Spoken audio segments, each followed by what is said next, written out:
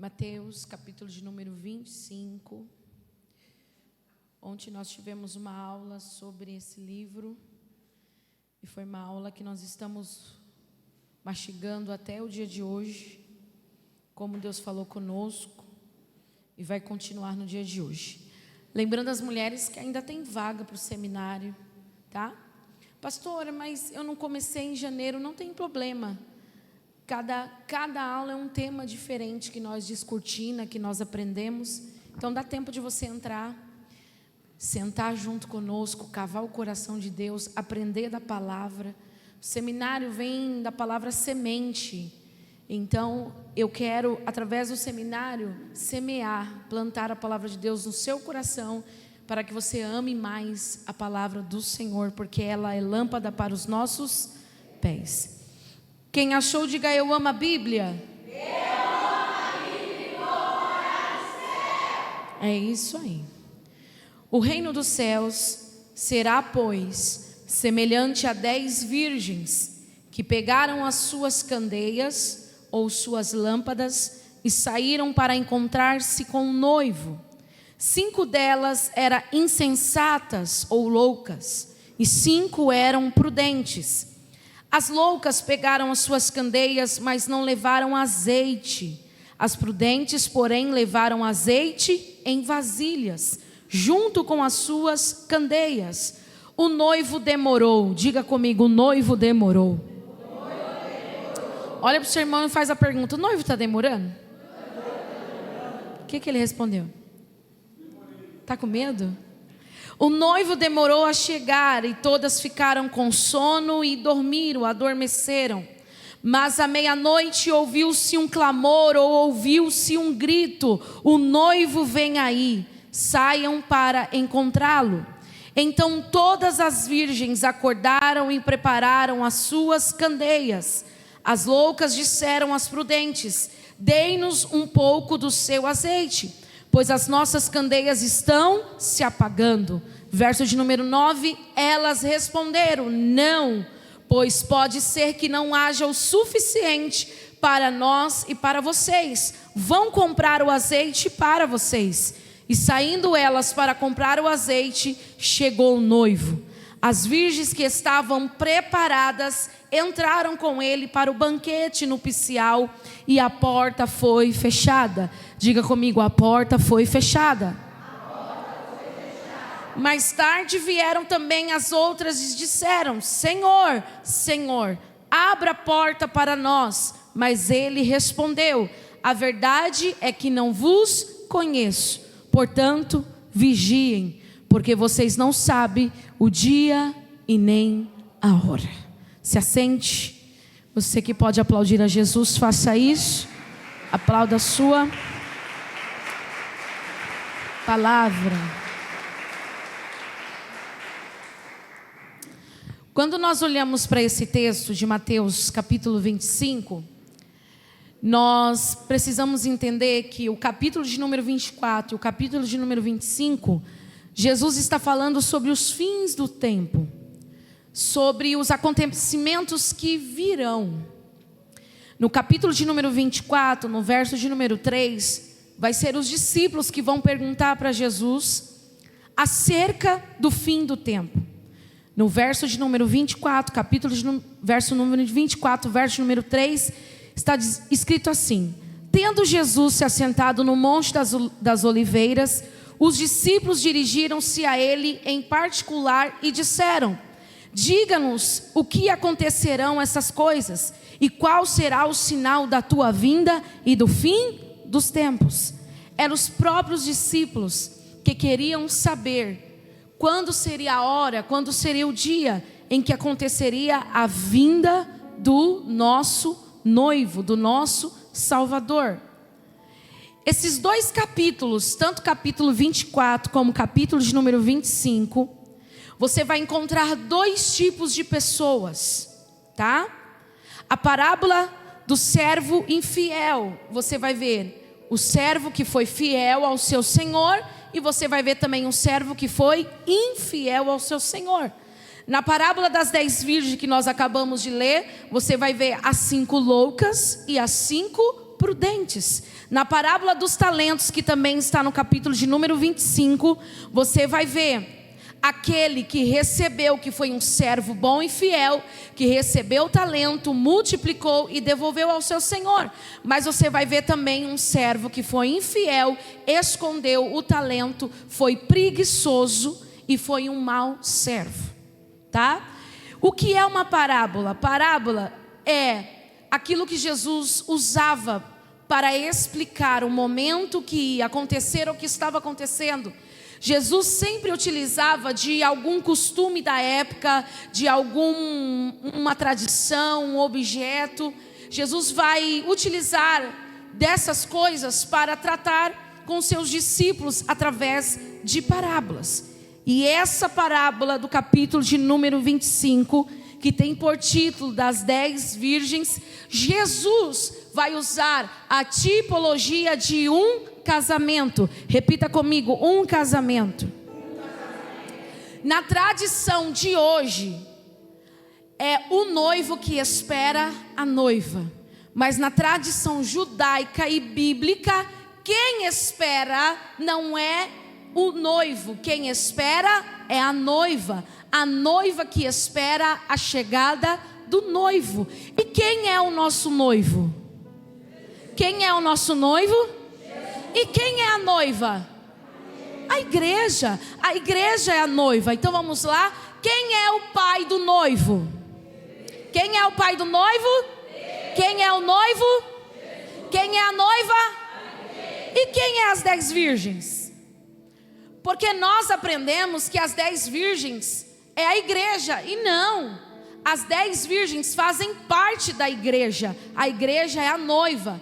As 10 virgens eram as damas de honra, as melhores amigas da noiva, que preparava o caminho até o cortejo nupcial, até o casamento. Então, sem amiga das noivas, que tinha que ter vasilhas, que tinham que ter lamparinas e azeite, não tinha como iluminar o caminho, tá? Então, como que funcionava um casamento judaico? Vocês tenham calma, que hoje eu estou calma. Tá bom? Para vocês entenderem. Como que funcionava o casamento judaico? Os pais escolhiam os pretendentes. Não era a noiva e o noivo que se escolhiam, eram os pais que escolhiam. E quando os pais escolhiam, eles sentavam à mesa e redigiam um contrato. Nesse contrato estavam todas as regras que tinham que existir até a consumação do casamento. Então os pais da noiva e do noivo se sentavam e assinavam um contrato. Eram os pais que assinavam. Depois o noivo precisava vir até a casa da noiva com um dote. Eu estou esperando o meu até hoje. Tinha que trazer um dote. Esse dote era algo de muito valor. Não era qualquer dinheiro, era algo muito valioso. Esse dote era entregue ao pai da noiva, ele analisava, e se ele concordasse com o valor do dote, ele enchia uma taça de vinho e dava à noiva. E se ela bebesse a taça de vinho, era a confirmação do noivado. Então eles iam ficar noivos, tá? Então vamos lá para a gente entender. Quem é o pai do noivo? É Deus. Foi ele quem escolheu a noiva para o filho, que é a igreja. Jesus teve que vir na casa da noiva. E qual é a casa da noiva? A terra. Jesus veio à terra, foi à casa da noiva, pagou o dote. Qual foi o dote que Jesus pagou? Quando ele morreu na cruz do Calvário, foi pago o dote da noiva. E quando ele ressuscitou, ele veio aos seus discípulos e ele deu um mandamento, que esse mandamento é a nova aliança. Porque Jesus está dizendo: todas as vezes que bebedes desse cálice, que é o meu sangue, vocês estão fazendo, lembrando da nova aliança, do Novo Testamento. Então todas as vezes que você participa da ceia do Senhor, você está dizendo: eu te aceito, eu te espero, eu te anseio, eu aguardo pela chegada do nosso casamento. Então nós somos a noiva de Cristo e nós estamos à espera do noivo para nos casar. Olha para esse irmão e diga: você está noiva. E durante o processo do noivado, não, diga para ele, e durante o processo do noivado, você não pode ficar com outros deuses, porque tem um contrato, e o contrato tem uma regra: somente a Ele adorarás, somente a Ele servirás, somente a Ele você vai amar de todo o teu coração. Então nós somos a noiva, nós somos a igreja que estamos esperando pelo nosso noivo. E o nosso noivo virá, sim ou não? Ele fez uma promessa. Durante o noivado, Juliano, abaixa um pouco, está muito alto. Durante o noivado, sabe o que acontecia? O noivo ia para a casa do pai e ele tinha que construir o lugar onde ia passar a lua de mel com a noiva. Jesus, quando subiu ao céu, ele disse: eu vou preparar um lugar para que aonde eu estiver, a minha noiva esteja também comigo. E qual foi o lugar que o noivo escolheu para fazer a morada? O céu, a casa do Pai. Por isso que lá em João 14 vai dizer: na casa de meu pai há muitas moradas. Então não é só uma, é várias moradas, porque a noiva que ele vem buscar não fala de uma denominação, não fala de uma placa de igreja. A noiva é universal. Agora você imagina cada parte de uma igreja sendo juntada e fazendo dela uma noiva para se juntar ao encontro do noivo. Mas tinha que esperar o noivo. Olha para o seu irmão, diga: tinha que esperar o noivo. Em todas as parábolas que eu falei, do servo fiel, das 10 virgens, do talento, você vai ver que em todas as parábolas, ele prometeu que voltaria. A parábola do servo infiel, o senhor da casa saiu e deixou responsabilidade para o servo, só que ele não foi fiel à responsabilidade, e voltando-se ao Senhor, achou ele o que? Disperso, achou ele despreparado. Porque no casamento judaico, os convites eram distribuídos pelo pai. E note para vocês e pasme, no convite não tinha o dia e nem o horário do casamento. Então, os convidados e a noiva tinham que estar a todo momento preparado, porque quando o noivo viesse, eles estavam preparados para participar do casamento. O nosso noivo é Jesus e ele está na casa do Pai. Ele não disse a hora e o dia, mas ele pediu para que nos preparássemos, porque ele vem buscar uma noiva sem mancha, sem mácula, uma noiva limpa, uma noiva que foi fiel a ele até o dia do casamento. Olha o que está escrito, olha para a sua Bíblia aí, Mateus capítulo de número 24, verso de número 36. Se está na Bíblia? Se está na Bíblia? Quanto ao dia e a hora, ninguém sabe, nem os anjos dos céus e nem o Filho, senão somente o Pai. Nem o noivo sabia o dia do seu casamento. Somente o Pai sabe o dia e a hora em que o noivo virá buscar a sua noiva, a sua igreja, tá? Em todas as parábolas também você vai ver que o Senhor, o noivo, demorou, tá? Se você olhar para o verso número 24, olha aí, da sua Bíblia, capítulo 24, verso número 48. Olha o que vai dizer. Mas suponha que esse servo seja mau e diga a si mesmo: meu senhor está demorando. Por que ele foi um servo mau? porque ele achou que o seu Senhor ia demorar para vir. E ele viveu uma vida insolutamente, uma vida sem responsabilidade, tá? No capítulo de número 25, no verso número 5, olha o que vai dizer também as 10 virgens. O noivo demorou a chegar, e todas ficaram com sono e adormeceram. Olha na parábola dos talentos, no verso de número 19, do capítulo 25. Depois de muito tempo, depois de muita espera, depois de muita demora, o senhor da casa veio e pediu aos seus servos que apresentasse a ele a responsabilidade que ele havia o entregado. Em João capítulo 1, verso número 14, vai dizer assim, que o verbo se fez carne e habitou entre nós. Então Jesus habitou entre nós. Por que Jesus se habitou entre nós?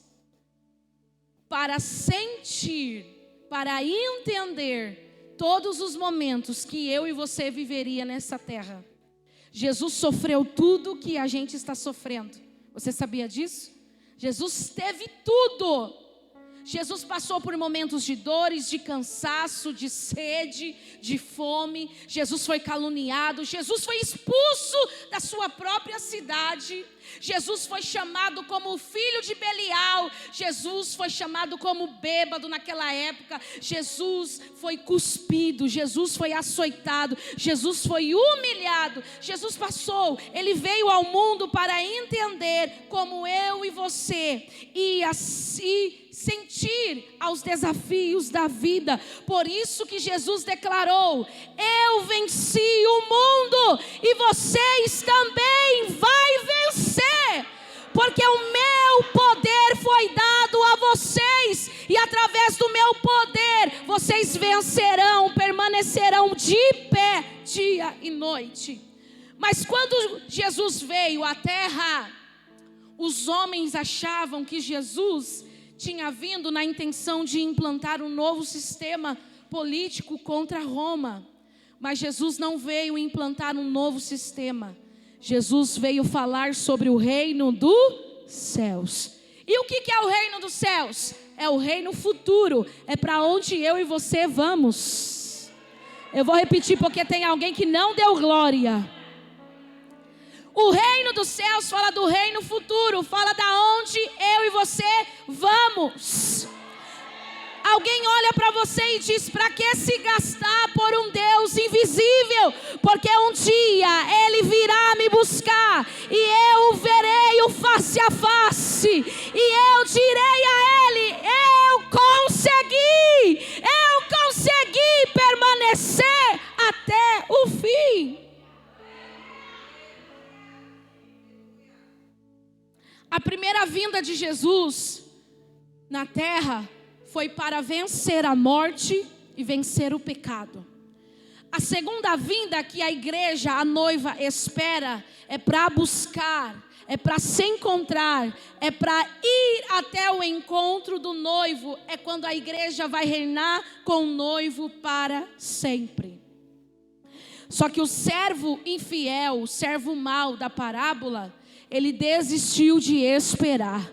Grite comigo: desistiu de esperar. E é isso que está acontecendo com a minha geração. Eles desistiram de esperar o noivo. Eles vivem como o noivo não fosse voltar. Eles vivem como Jesus não fosse voltar. Meu irmão, não é lenda, não é história passada. Não. Isso aleluia, é evidente, vai acontecer. Não sabemos o dia e nem a hora, mas estamos aqui nos preparando para quê? Para se encontrar com Ele. Agora as 10 virgens também vão dormir, porque cansaram de esperar. Não é simplesmente aguardar, não é simplesmente esperar, é permanecer esperando, é ter constância. Sabe o que falta hoje na vida de muitos dentro da igreja? Uma vida constante. Porque estar hoje aqui dando glória não resume. Eu quero ver daqui 10 anos se você vai permanecer adorando a Jesus. É a constância que nos levará ao quê? Ao encontro do noivo. Então olha para o seu irmão e diga: receba constância na tua vida para permanecer com ele até o fim.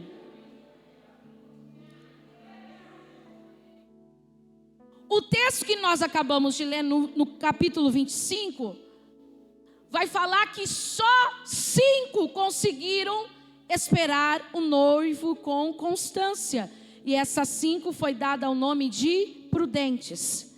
As 10 virgens eram iguais.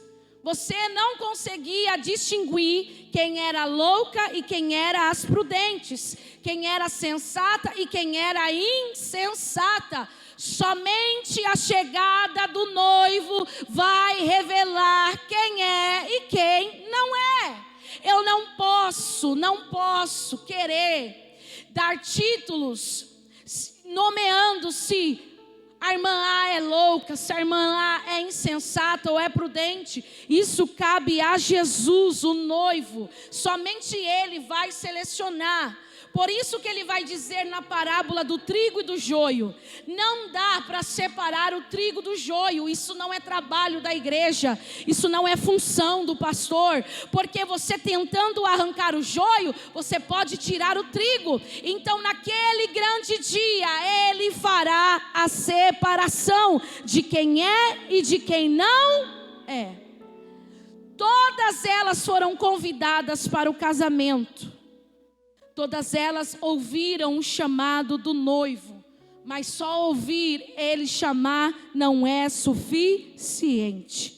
Todas elas tinham lâmpadas, todas elas tinham a estrutura, o candeeiro ou a lâmpada para estar com ela acesa. Não adianta só ter a estrutura, ela tem que ter luz, porque nós somos a luz que brilha no mundo. Nós somos a luz do mundo. Não adianta você dizer que é igreja, mas você não tem a luz de Cristo sobre a tua vida. Então todas elas tinham lâmpadas, todas tinham azeite. Então qual era a desculpa? Diga para o seu irmão: não havia desculpa. Diga para o seu irmão: não havia desculpa. Como hoje também não tem desculpa. É porque você se adaptou em ter a sua vida apagada.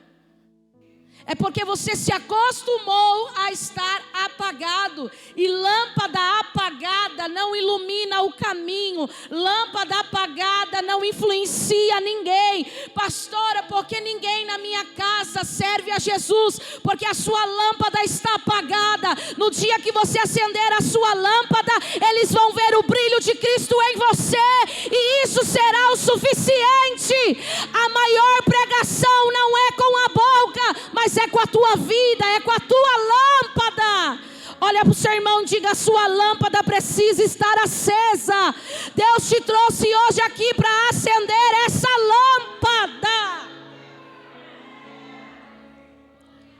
Todas estavam com a luz acesa no início, mas todas também dormiram. Vamos ver o verso de número 5. O noivo demorou a chegar e todas ficaram com sono e adormeceram. Todas dormiram. Dormir é algo comum que faz parte da nossa rotina. Dormir é pecado? Não. Só que as prudentes estavam dormindo, mas estavam com as suas lâmpadas acesas e estavam também com reserva. Porque elas não sabiam o dia e nem a hora que o noivo viria. Então elas tinham que ter reserva para que o momento do noivo chegasse. Se as lâmpadas estivessem se apagando, elas tinham como voltar a acender. Por que elas dormiram? Porque estavam cansadas. Cansadas do quê? De esperar. Porque essas 10 virgens tinham trabalho, tinham fazeres, mas todas estavam esperando o noivo. Todas estavam esperando. Só que entre elas há 5 prudentes e 5 imprudentes. E eu te faço uma pergunta nessa noite, não responda para mim. Quem é você aguardando o noivo? A prudente ou a insensata? A prudente é aquela que busca a Deus não pelos benefícios, mas busca porque ama e almeja se encontrar com Ele. Agora as loucas são aquelas que só batem na porta do noivo quando precisa. São aquelas que só procura quando está apertado, sabe? Quando as coisas apertam, ela aparece. Mas as prudentes é aquela que se relaciona com Ele, não por aquilo que Ele pode dar, mas por aquilo que o noivo é. E o que o noivo é na minha vida? Ele é o meu Salvador. Ele é o meu Senhor e nele eu estou todos os dias, porque a minha busca não pode ser por interesse, mas a minha busca tem que ser por um lugar aonde eu vou passar a minha eternidade. Enquanto muitos estão preocupados em ter casa, carro, em vestir a melhor roupa, não é pecado? Muitos estão perdendo a essência de aonde vai passar a eternidade. Gente, isso aqui vai passar, mas depois disso aqui tem uma vida. E para onde você vai depois que tudo isso passar?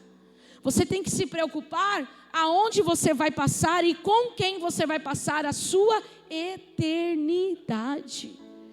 Há uma frase, é bem real. A gente não consegue passar 2 horas com Jesus no culto e queremos passar com Ele uma eternidade? Não dá. Quem deseja passar uma eternidade tem fome e tem sede de estar mais perto do noivo, anseia cada dia. Aí alguém diz: para que estar na igreja todos os dias? Porque eu estou acumulando azeite para me encontrar com o noivo. Para que você ora tanto? Porque eu estou acumulando azeite para me encontrar com o noivo. Você está perdendo tempo? Não, eu estou ganhando a eternidade. Pastora, como que eu alcanço o céu? Acumulando azeite. O que é azeite? A presença do Espírito Santo. É ser cheio do Espírito Santo. É falar com o Espírito Santo. É andar com o Espírito Santo. É ser, é vestir, é sentir, é estar junto ao Espírito Santo. O Espírito Santo é o amigo do noivo. E Ele nos ajuda a se preparar para se encontrar com o noivo. Por isso que Ele é o amigo que nos ajuda, que nos convence, que nos alinha. É Ele que está em todo o tempo protegendo a noiva dos ataques do adversário. Porque tudo que o inimigo quer é que você não se encontre com o seu noivo. É que você rompa a aliança, é que você quebre a aliança. Mas no nome de Jesus, se você começou, você vai terminar. Não é sobre começar aceso, é sobre terminar aceso. Porque tem gente que começa aceso, mas termina apagado. Não é sobre o começo, é sobre o final. É a constância. Porque hoje é difícil dar trabalho para pessoas dentro da igreja. Porque pessoas não têm constância. Não dá para contar com ela. Tem bipolaridade espiritual. Um dia quer, um dia não quer. Um dia está bem, outro dia não está bem. Coloca a mão na sua cabeça e diga: quando eu quero falar não consigo. Bipolaridade, sai em nome de Jesus. Você precisa se decidir. Você firmou um contrato, você tem uma aliança. Não é sobre a tua vontade, mas é sobre o que você firmou no contrato. E quando você aceitou a Jesus, você assinou um contrato dizendo: eu estou aqui, não vivo mais eu, mas Cristo, o meu noivo, Ele vive em mim, Ele manda e eu obedeço.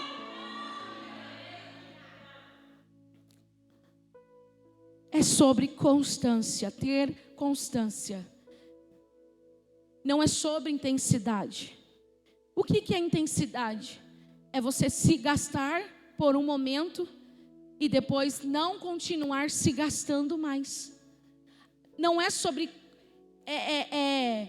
você se doar ao máximo, não, é sobre permanecer. Olha para o seu irmão, diga, é sobre permanecer. Eu vou aplicar 4 lições. Você vai aprender aqui 4 lições sobre o estilo de vida dos fins do tempo.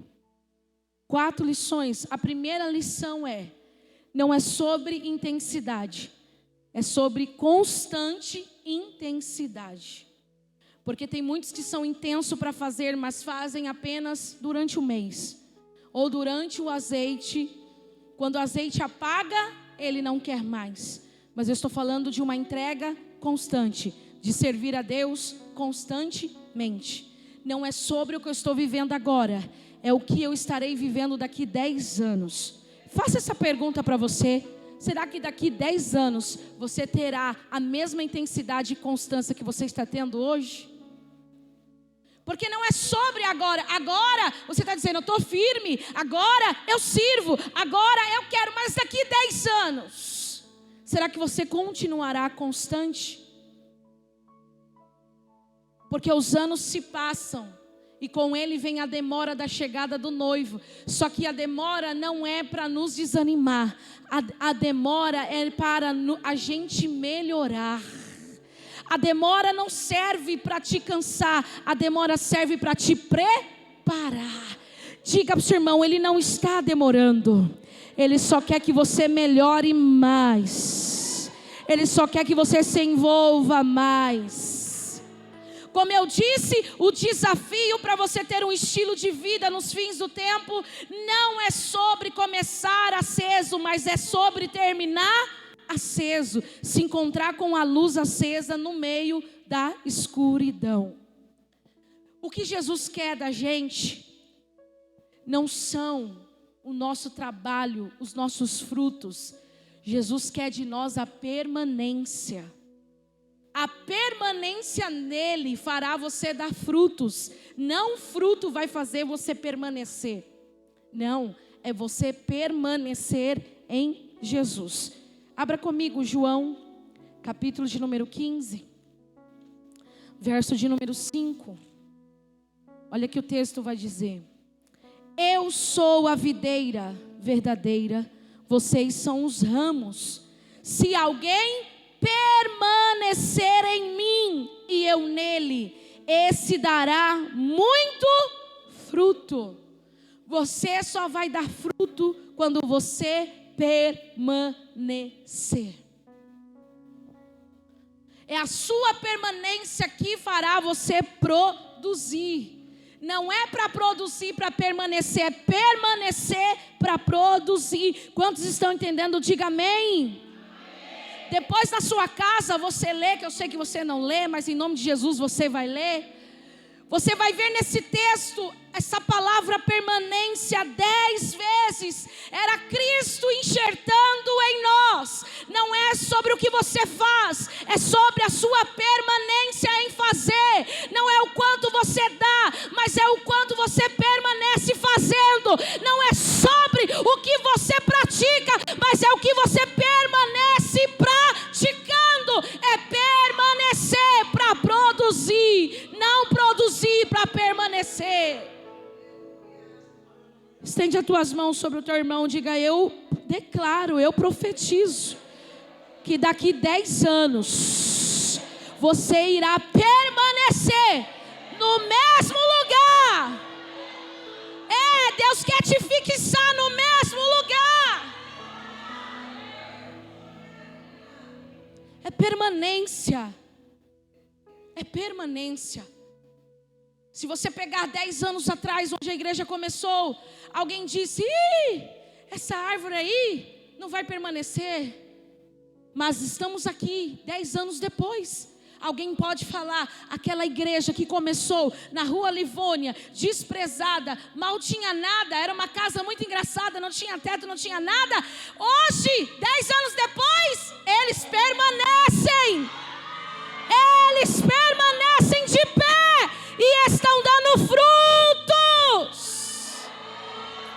Não se preocupe com os frutos, se preocupe em permanecer nele, na palavra dele, no amor dele, na obediência dele.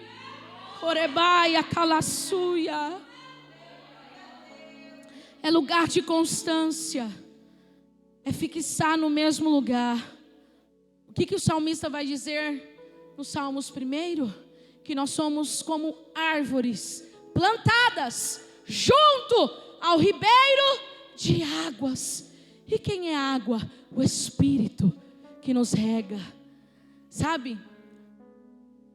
Quando o Espírito desce, paira, ele procura a árvore, ele não acha, porque ela não está no mesmo lugar. E aí não tem como ela produzir, não tem como ela dar bons frutos, porque quando a água passa, ela não acha a árvore, que somos eu em você. Mas esse ano, você começou e vai terminar permanecendo em Cristo Jesus. Porque as loucas começaram acesas, mas terminaram apagadas. Jesus quer te achar sendo fiel até o fim. Olha para o seu irmão e diga: não é ser intenso, é ser constante. Segunda lição: não adianta andar com pessoas cheias de azeite, porque azeite não se empresta. Não adianta você pertencer a uma igreja cheia do poder de Deus, se você não tem azeite na sua lâmpada. Não é o pastor que enche a tua lamparina. A obrigação, a responsabilidade é sua. Se você está apagado, não é culpa da liderança, é culpa sua. Se você não está funcionando, não é culpa do pastor que não ora. O pastor está orando, quem não está orando é você. Tem coisas que não vai funcionar na tua vida, porque você depende do azeite do outro. Mas para a tua lâmpada, a tua vida funcionar, você precisa ter o seu azeite. Você precisa orar, você precisa buscar, você precisa ter relacionamento com Jesus. Já percebeu que as pessoas se encantam com a estrutura da candeia? Alguém diz: olha, estou congregando na igreja lá, no pastor lá. E aí? A igreja cheia do poder. E a sua lâmpada? Porque andar com pessoas cheias não é estar cheio. Porque a responsabilidade é individual para cada um. E azeite não se empresta. Olha para o seu irmão e diga: você está ouvindo? Não vou emprestar azeite. Diga assim: eu posso até orar por você, mas não vou viver orando para sempre. Você tem que reagir, você tem que buscar, você tem que ir também, ter intimidade, compromisso. Só você pode adquirir o seu próprio azeite. Pastora, como que eu adquiro azeite? Orando, jejuando, lendo a palavra, se gastando na presença do Senhor, estando nos cultos. Você está comprando azeite. Todas as vezes que você vem na terça da palavra, está comprando azeite. Na quinta, comprando azeite. Domingo, comprando azeite. Aí alguém diz: para que tudo isso? Ei, eu sei o que é necessário para se encontrar com o noivo. Eu não estou perdendo, eu estou ganhando. Mas ele não vem buscar uma estrutura, ele não vem buscar a candeia. Ele vem buscar quem estiver aceso. Não é sobre quem você é sobre o que você carrega. Não é sobre o que você é, mas é sobre o que você carrega. Não adianta estar na candeia, mas continuar apagado. Você precisa nessa noite buscar azeite. Pega na mão desse irmão, aperta até ele fazer aí. Diga assim: é para você buscar o seu azeite. Verso de número 8 do capítulo 25. Diz assim: loucas, insensatas, disseram as prudentes: dei-nos um pouco do seu azeite, pois as nossas candeias estão se apagando. Note que elas vão procurar comprar azeite quando estão se apagando. Essa é a diferença. As loucas deixam para comprar quando está faltando, mas as prudentes não deixam faltar. Quando está se acabando, tem reserva. Agora você imagina as 10 virgens, as damas, as amigas da noiva, com uma mão segurando a lamparina e com a outra com a vasilha de azeite. E alguém dizendo: está ocupada? Não, estou acumulando azeite. Estou acumulando azeite, por quê? Porque o noivo está vindo aí. Tem algumas pessoas que só compram azeite para pregar, só compram azeite para cantar, só compram azeite para se mostrar. Mas as prudentes, elas acumulam azeite para o noivo. Não é para mostrar, é para mostrar para todos, é para mostrar para o noivo que eu estava preparada esperando ele chegar. A igreja pode até te ajudar a você ter a sua lamparina, mas a igreja não consegue manter você aceso. Por quê? Porque cada um tem a responsabilidade de ter o seu relacionamento com o noivo, e não é só aqui dentro da igreja. Todos os dias você pode comprar azeite lá na sua casa, conversando, orando, intercedendo. Terceira lição: existe uma palavra-chave para você ter azeite até o fim. E as minhas alunas sabem qual é a palavra. Verso de número 9: e elas responderam: não. Aprenda a dizer não para que você tenha azeite até o final. Não é questão de não poder, é questão que eu não quero. Porque Paulo vai dizer: posso todas as coisas naquele que me fortalece. Tudo me é lícito, mas nem tudo me convém. Não é proibido, só eu que não quero. Porque na verdade nós não somos refém de um vício, refém de nada que eles estão ditando. Nós somos livres para escolher, e a minha escolha é não.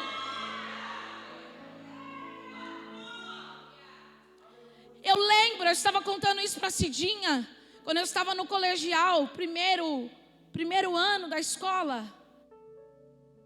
Havia um grupinho meu que sempre no intervalo a gente lia a palavra, a gente orava, a gente estendia as mãos sobre o pátio e declarava salvação. A gente era doida, com saião até o pé, que eu era bem tradicional por causa do papai. Eu lembro que uma vez aquela rodinha das popular da escola nos parou e disse assim: para que vocês servem a Jesus? Vocês não podem fazer nada. Olha como vocês se vestem. Olha como é a vida de vocês. E eu disse para uma delas: não é que eu não posso, eu posso. Só não quero ser igual a você. Eu não quero e não preciso me igualar ao mundo para ser aceita. Eu preciso me igualar à Bíblia para ser aceita no céu. Do que adianta ser aceita aqui na terra, aplaudido, e não ter o seu nome escrito no livro da vida? Não. Diga ao seu irmão: não é que eu não posso, eu apenas não quero. Você viu a vida de fulano? Não. Você viu a igreja de Cicrano? Não. Você viu o novo YouTube? Não. Você viu a nova tendência? Não. Você você viu um novo esquema para ficar rico. Não, você viu a nova vibe do momento. É sobre não querer. Há uma frase que diz: não sei, não quero saber, e estou orando por quem sabe. Não sei, não quero saber, e estou orando por quem sabe.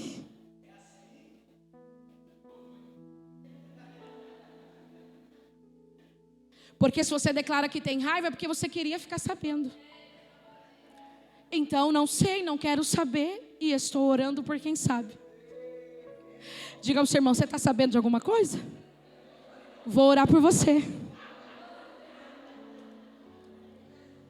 Quando as loucas vieram até as prudentes, dai-nos um pouco do vosso azeite, elas colocaram um limite, disseram não, porque azeite não se empresta. Aprenda a proteger o seu secreto. Não deixe as pessoas invadir o seu secreto, porque custou tempo para adquirir, irmãos. Ninguém sabe o tempo que você gasta acumulando azeite. Ninguém sabe das suas renúncias, da sua entrega. É muito fácil se encostar e dizer: dá um pouquinho aí, dá um pouquinho nada, porque azeite não se empresta, azeite se compra. E não estou falando de espécie de dinheiro, eu estou falando de tempo. Quanto tempo você tem se gastado para Deus? Quanto tempo? Ah, pastora, eu não tenho tempo. O seu celular revela que você tem tempo. Porque se o amigo do noivo pegar o seu celular, ele vai dizer: noivo do céu. Não é 1 hora que ela fica, é 2, 3, 4. Já acorda e nem fala com o noivo. Já acorda e nem busca azeite. Já acorda e nem compra azeite. O que é que faz? Vocês sabem, né? Então não é falta de tempo. É falta de prior. É falta de prior. E você sabia que os maiores não são para nós mesmos? Você precisa dizer não para a tua vontade. Você precisa dizer não para os seus momentos de ira e vingança. Você precisa dizer não para o velho homem. Você precisa matar o velho homem. Todos os dias você precisa dizer não. Porque os seus não revela a sua prioridade. Eu não posso não dar, não quero. Por quê? Porque eu tenho outras prioridades. Então os não revela qual é a sua prioridade. As 10 virgens, as 5 loucas e as 5 prudentes. Nem todas aprenderam a dizer não. Só as prudentes aprenderam a dizer não. Olha só, até Jesus soube dizer não, sabia? Por quê? Porque lá em Marcos, capítulo de número 1, verso número 35, não precisa abrir não, eu vou falar para vocês a história. Vai dizer que Jesus sai da sinagoga e vai para a casa de Pedro. E quando ele chega na casa de Pedro, a sogra de Pedro está acamada, está com febre sobre uma cama. E o texto vai dizer que Jesus, repreendendo a febre, porque a febre também era de ordem espiritual, aquela mulher se levanta e o texto vai dizer que quando ela se levanta, ela volta a servir. E o texto vai dizer que a cidade foi toda para a porta de Pedro. Você imagina uma cidade inteira dizendo: vamos para a porta de Pedro. Porque Jesus está lá e Ele vai fazer um milagre, Ele vai curar, Ele vai libertar. A cidade toda, irmã Sônia, foi para a porta de Pedro. E o texto vai dizer que Jesus curou a todos. Virou a madrugada expulsando demônios e curando pessoas. Só que o texto vai dizer que perto da madrugada, ao alvorecer, Jesus vai dizer não àquele momento e vai dizer: eu preciso ir para um lugar deserto, porque eu preciso repor o azeite que eu distribuí aqui. Se eu permanecer, eu vou ficar sem azeite, vou ficar sem reserva. Então, fiquem aqui, porque eu vou subir ao monte, vou orar ao Pai, vou falar com o Pai, e quando eu descer, eu continuo a curar, eu continuo a fazer milagres, porque Jesus entendeu a dar não, colocar limite, dizendo, tudo vem dele. Eu não posso me garantir em mim, porque a minha dependência não vem de mim, a minha dependência vem do Pai. Então você depende de Deus para acumular azeite. E qual é a fonte? A fonte é Jesus. Ele é a oliveira verdadeira que extrai o azeite para que nós podemos permanecer de pé. Aquilo, olha só, eu anotei essa frase que diz assim: aquilo que não tem utilidade para a eternidade se torna totalmente inútil. O que não tem utilidade, o que não agrega para a sua eternidade com Cristo, tem que ser jogado, descartado. Porque nada pode roubar o seu tempo, nada pode roubar o tempo daquilo que é eterno. E eu torno a repetir, onde você vai passar a sua eternidade? Daqui 100 anos, ninguém vai saber quem foi a Tamara, ninguém vai saber quem foi o Alex, não. Mas uma geração pode conhecer pela forma que nós nos desgastamos, pela forma que nós nos relacionamos com Cristo. Não é sobre mim, mas é sobre o que eu carrego. A parábola dos talentos, depois você lê na sua casa, no verso número 14, do capítulo 25, vai dizer que um senhor vai fazer uma viagem. Ele chama os seus servos, e a um ele entrega 5 talentos, a outro ele entrega 2 talentos, e a outra ele entrega 1 talento.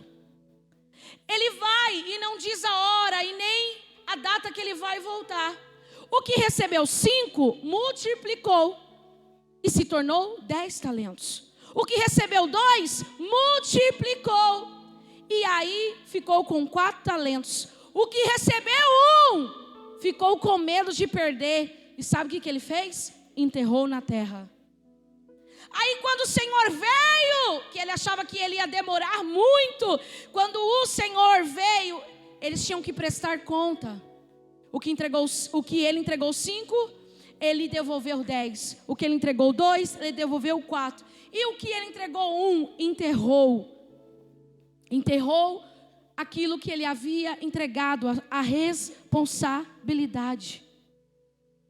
Essa parábola nos ensina que não é sobre perder, mas é sobre se arriscar. Se ele enterrou, é porque ele não multiplicou, certo? Aquele que recebeu 1 e enterrou, ele não multiplicou. Então eu te faço uma pergunta: com que ele gastou o tempo dele, se ele não multiplicou o talento? Com o que ele gastou? O que recebeu 5, gastou o tempo multiplicando 5. O que recebeu 2, gastou o tempo multiplicando 2. E o que recebeu 1, o que ele fez com o tempo que sobrou? Nada. Porque nós não queremos gastar, entregar o nosso tempo ao nosso Senhor. Aí nós queremos fazer igual esse servo, enterrar. Porque quando ele voltar, eu apenas devolvo. Mas ele não quer que você devolva. Ele quer que você se arrisque para melhorar. Ele quer que você se arrisque para multiplicar. Se as 5 loucas não tinham reserva de azeite, o que elas fizeram com o tempo? Também nada. Enquanto as prudentes estavam usando o tempo para acumular azeite, as loucas não usaram o tempo para fazer nada, ou usaram o tempo para benefício próprio. 4ª lição, e eu encerro. Ter informação não é conhecer. Tem gente que tem a informação, mas não conhece. Vou te dar um exemplo para você entender. Você pode saber o dia, o signo, o nome do seu ídolo, do seu fã. Você pode ter todas as informações sobre ele. Vamos supor, o meu fã é Cristiano Ronaldo. Vamos supor, longe de mim, que nem de futebol eu gosto, mas é um exemplo. Se eu sou fã, eu vou procurar ter todas as informações dele. Eu sei de tudo. Eu sei data de aniversário, eu sei o que ele gosta, o que ele não gosta. Mas ter a informação me faz entrar na casa do Cristiano Ronaldo? Porque eu só tenho a informação, eu não sou amigo. Então, por não ser amigo, eu não tenho acesso. É a minha geração, tem a informação sobre o noivo, mas não quer conhecer o noivo. É a geração que mais tem informação sobre o noivo, mas não quer entrar para conhecer, para ser amigo, para ter relacionamento, para ter intimidade com o noivo. Não é o quanto eu tenho de informação, é o tempo que eu passo junto. E eu te pergunto, quanto tempo você passa junto com o seu noivo? Quanto tempo você se doa para o seu noivo? O tempo que você dá a ele é o mesmo que ele dará a você. É sobre quem é o Senhor da sua vida e quanto tempo você passa com ele. Não é quem sabe sobre mim, é quem está comigo, diz o Senhor. Não é quem fala de mim, é quem vive comigo, é quem se relaciona, é quem está comigo todos os dias, quem anda comigo. A Bíblia é o único livro que você vai ler na presença do autor. Você pode comprar o livro de vários escritores famosos, mas você não terá o privilégio de ter eles ao seu lado. Mas a Bíblia é o único livro que você abre e tem o autor do seu lado para te iluminar, para te esclarecer, para te trazer não só a informação, mas se relacionar com o dono da palavra, que é Cristo. E eu te faço uma pergunta novamente: quanto tempo você tem se gastado com o seu noivo? Você lembra quando nós namorávamos? Gastávamos tanto tempo com o telefone, a hora passava que você nem via, era tanto assunto, né? Falava de 1000 coisas ao mesmo tempo. Ainda dizia, desliga você? Não, desliga você. Ah, vai, desliga você? Não, desliga você. É esse relacionamento que Jesus quer ter com a gente. É de você dobrar os seus joelhos e falar sobre todos os assuntos. E quando você pedir para desligar, e Jesus diz, desliga não. Desliga você, diz não, desliga você. É passar tempo com quem você passará a sua eternidade. Pastora, como eu passo tempo com um noivo chamado Jesus? Lendo a sua palavra, ouvindo a sua voz, orando, jejuando, se gastando, obedecendo, tendo comunhão. Jesus quer que você o conheça, porque Ele se fez homem para te conhecer. Jesus se fez homem para nos conhecer, e o desejo de Jesus é que você o conheça. Olhe para o seu irmão e diga, você conhece Jesus? Ou você só tem a informação de quem Ele é? Não tinha mais tempo para comprar azeite, mas mesmo assim elas foram. E no momento que elas foram comprar, o noivo chegou. E quando o noivo chegou, o cortejo aconteceu. Todos entraram para dentro do banquete e a porta se fechou. Por quê? Porque o noivo estava dizendo, todos que me conhecem, todos que tiveram tempo, todos que se prepararam, está aqui. E quem não está? Foi quem não quis se preparar, foi quem não deu tempo, foi quem deu desculpa que não dá. Vivemos num tempo que todo mundo diz que não tem tempo, mas quando você quer, você dá um jeito, você arruma um tempo. Como falamos que não temos tempo se o tempo foi dado por Deus? Preste muita atenção. Se você não tem tempo para se cuidar, você vai ter tempo para a doença. Se você não tem tempo para se dedicar a Cristo, você vai ter tempo para clamar para Ele mudar, reverter, ou fazer novamente, ou te dar uma nova oportunidade. Olha para esse irmão e diga: cuidado o que você tem feito com o seu tempo. Não, diga com mais força: cuidado com o que você tem feito com o seu tempo.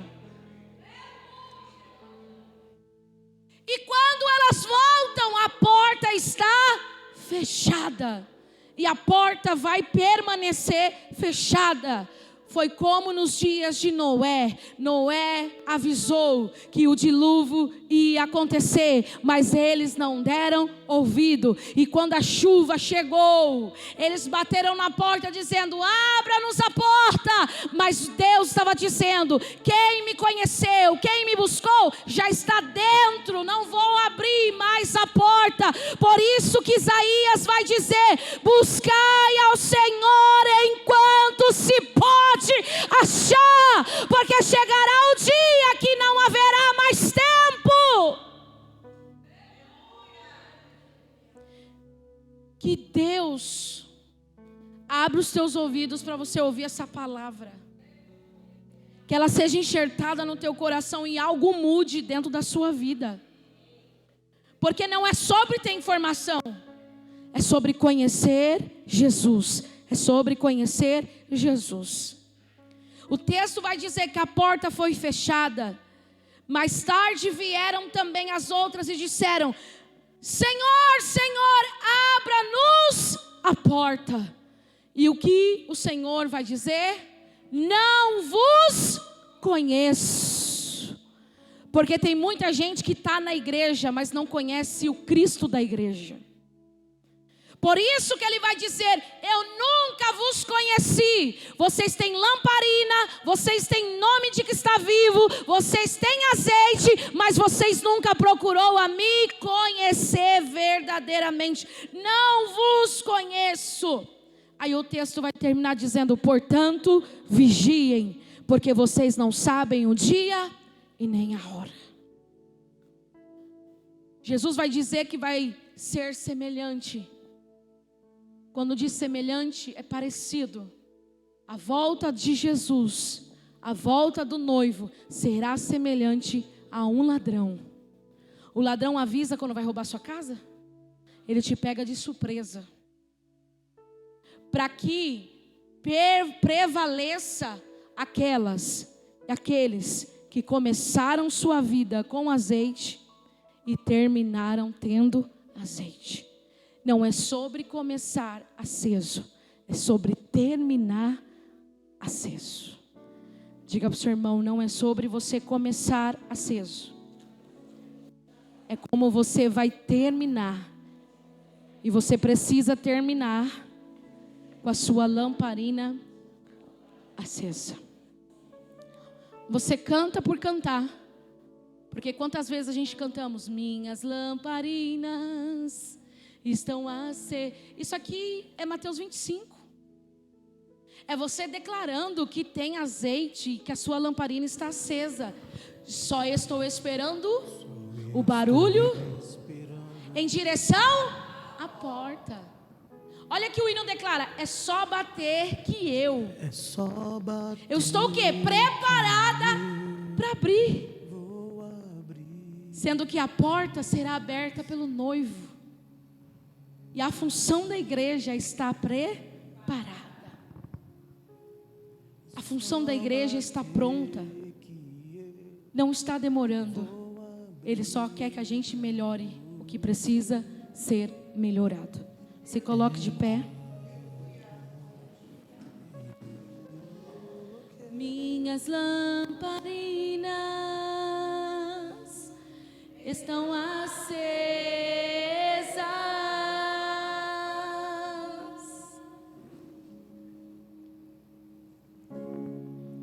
Só estou esperando o barulho dos seus passos em direção à porta.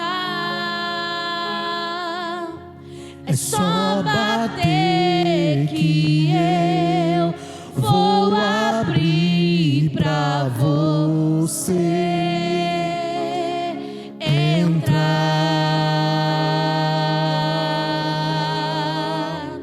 só bater.